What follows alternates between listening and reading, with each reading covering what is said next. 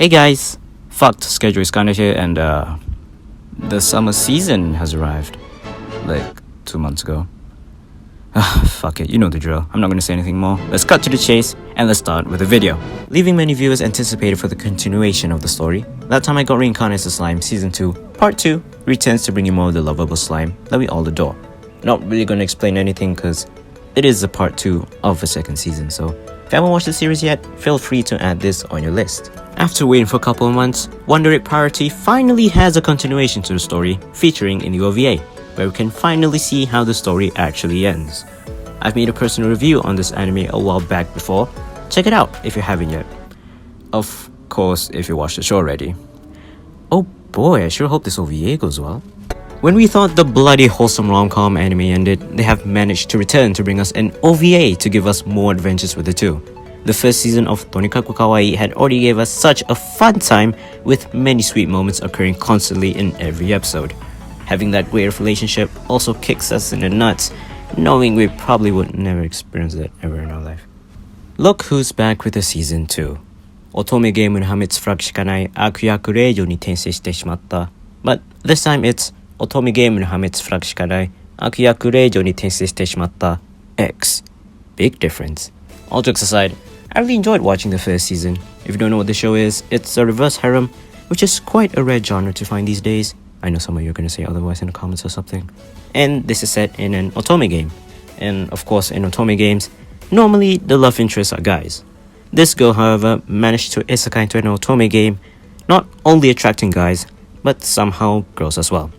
Even though she's said to be the villainess in that game, and is supposed to die in the actual game. Following the second season train, one of the most edgiest anime titles I've heard in a while, that is Stepping on a Million Lives, is back.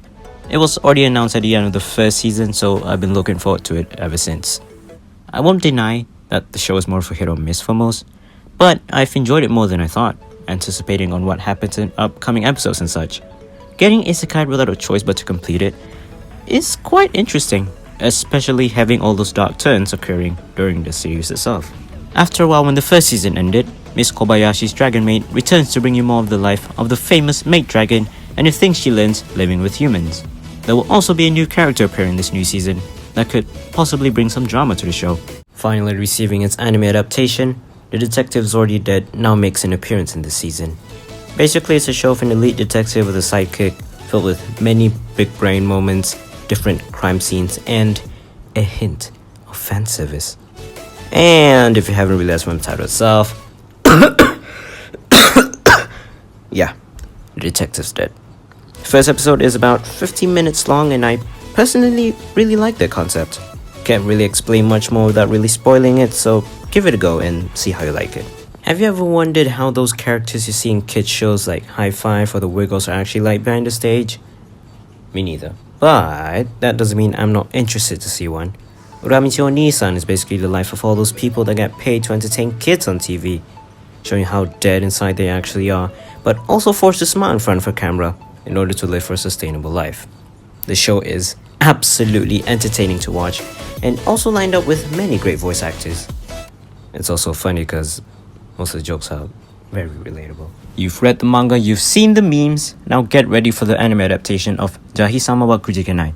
After the destruction of her demon realm, and nearly losing almost all of her powers, she is transported to Earth to live among the humans, in the body of a child.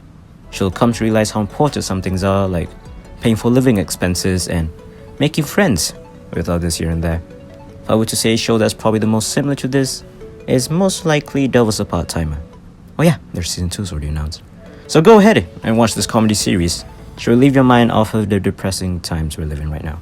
Shinigami Botchan to Kuromedo is a love story for a boy who has been cursed by a witch, resulting in him now taking the life of anything he touches, now known as a death incarnate to many.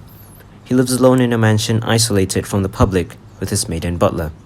As he lives through his daily life, not being able to feel another person's warmth, he eventually builds a closer relationship with the ones living with him. Yeah, this show uses CGI. I know what you're thinking, but it's actually not bad. Personally, I don't mind it at all. It has such a great story to it that I don't think you'd want to miss it. Hello, you horny bastards, check this show out. Megami Ryo no Ryobokun.